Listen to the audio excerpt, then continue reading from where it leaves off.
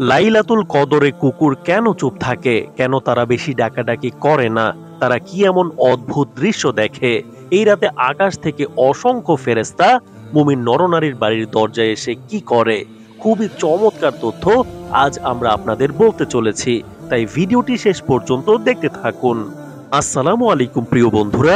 লাইলাতুল কদর ইসলামে অত্যন্ত গুরুত্বপূর্ণ ও ফজিলতপূর্ণ রাত। কোরআনে বলা হয়েছে, নিশ্চয়ই আমি একে নাজিল করেছি এক মহিমান্বিত রাতে। তুমি কি জানো সেই মহিমান্বিত রাত কি? মহিমান্বিত রাত হাজার মাস অপেক্ষা উত্তম। সেই রাতে ফেরেশতাগণ ও রূহ তাদের প্রতিপালকের আদেশ ক্রমে প্রত্যেক বিষয়ে অবতরণ করেন। এটি শান্তি যা ফজর উদয় হওয়া পর্যন্ত অব্যাহত থাকে। সূরা আল কদর আয়াত 1 থেকে 5। হযরত ইবনে আব্বাস রাদিয়াল্লাহু তাআলা আনহু থেকে বর্ণিত, রাসূলুল্লাহ সাল্লাল্লাহু আলাইহি সাল্লাম বলেছেন, লাইলাতুল কদরের রাতে ফেরেশতারা সিদরাতুল মুনতাহা থেকে দুনিয়ায় অবতরণ করেন। তাদের মধ্যে প্রধান ফেরেশতা হযরত জিবরাইল আলাইহিস সালামও থাকেন। তারা দুনিয়ায় বিভিন্ন স্থানে পতাকা স্থাপন করেন, যেমন একটি পতাকা কাবা শরীফের উপর, একটি পতাকা বাইতুল মুকাদ্দাসের উপর, একটি পতাকা মসজিদে নববীর উপর এবং একটি পতাকা সিনাই পর্বতের উপর। এছাড়াও বিভিন্ন পূর্ণবান ব্যক্তির বাড়ির সামনে পতাকা স্থাপন করেন। ফেরেশতারা এই রাতে ঈমানদার বান্দাদের ঘরে প্রবেশ করেন, যারা ইবাদত বন্দিগিতে মশগুল থাকেন। তারা প্রতিটি মুমিন নরনারীর জন্য কল্যাণের দোয়া করেন। তবে কিছু মানুষ এমনও আছে যাদের কাছে গিয়ে ফেরেশতারা সালাম দেন না এবং তাদের জন্য অভিশাপ প্রেরণ করেন, যেমন যারা মাদকাসক্ত, যারা শূকরের মাংস খায়, যারা সুদ ঘুষে লিপ্ত, যারা জাফরান ব্যবহার করে। তবে কিছু বর্ণনা এসেছে যে জাফরানের অপব্যবহার করা হলে ফেরেশতারা তাদের উপর অসন্তুষ্ট হন।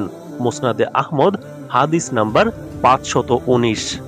লাইলাতুল কদরের ফজিলত সম্পর্কে হযরত আবু হুরায়রা রাদিয়াল্লাহু তাআলা আনহু হতে বর্ণিত, রাসূলুল্লাহ সাল্লাল্লাহু আলাইহি সাল্লাম বলেছেন, যে ব্যক্তি ঈমানের সাথে ও সওয়াবের আশায় লাইলাতুল কদরে ইবাদত করবে, তার পূর্ববর্তী সমস্ত গুনাহ মাফ করে দেওয়া হবে।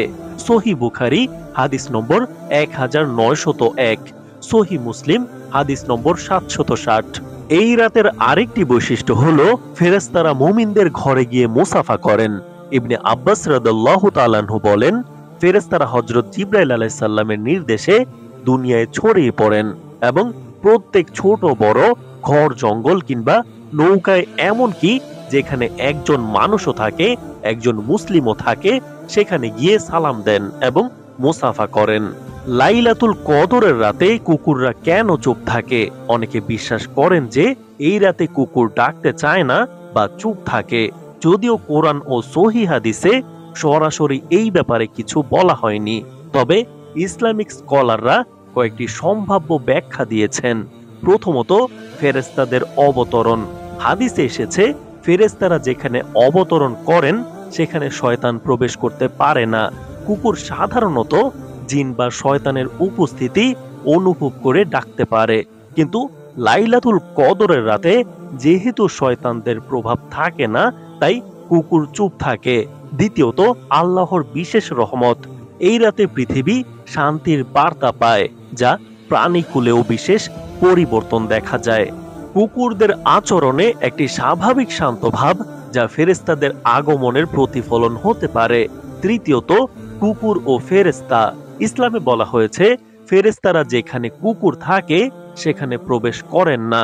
তবে লাইলাতুল কদরের রাতে যেহেতু তারা পুরো পৃথিবীতে ছড়িয়ে পড়েন, তাই কুকুরের উপর একটি অদৃশ্য প্রভাব পড়ে এবং তারা শান্ত হয়ে যায়। হাদিসে এসেছে, রাসূলুল্লাহ সাল্লাল্লাহু আলাইহি সাল্লাম বলেছেন, ফেরেশতারা এমন ঘরে প্রবেশ করেন না যেখানে কুকুর বা ছবি থাকে। যদিও এটি সাধারণত ফেরেশতাদের বিষয়, তবে কদরের রাতে বিশেষ পরিস্থিতির কারণে কুকুরের আচরণ বদলে যেতে পারে। কিভাবে বুঝবেন যে আজকের রাতটি লাইলাতুল কদরের রাত? হাদিসে লাইলাতুল কদরের বিশেষ আলামত উল্লেখ করা হয়েছে। প্রথমত, আকাশ স্বচ্ছ ও শান্ত থাকবে।